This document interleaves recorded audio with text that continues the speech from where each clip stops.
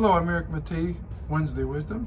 On our previous installment of Wednesday Wisdom, we discussed documents required to list a property. Well, what happens if someone passes away and you're representing their estate? The first document that will be necessary is a will.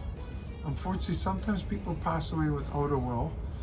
If it's a testate, we'll have to speak to the lawyer involved in the situation to get further details. However, a death certificate is critical because you need proof of death. There also too the deed to the property. Now, why is that significant?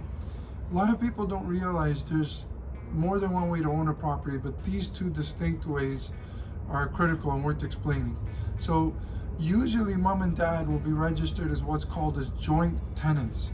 Mom and dad, basically one of them passes away, the interest is melded into the other party. It's assumed by the surviving person. Joint tenants. So if one or the other passes away, full ownership goes to the other party. So 50-50, 100. Tenants in common is something totally different, or normally that happens with an investment property. So with tenants in common, you have two owners. One of them passes away. That second owner's interest in the property is now in an estate.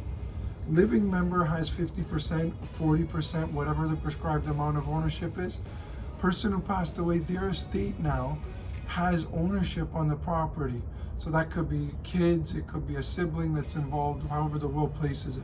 So when we ask for documents like a will or a copy of the deed, it demonstrates that type of ownership, because sometimes people make assumptions about how were mom and dad or whomever was living in the house registered. So a will, a death certificate, contact with the lawyer if possible who organized the ownership, and a deed.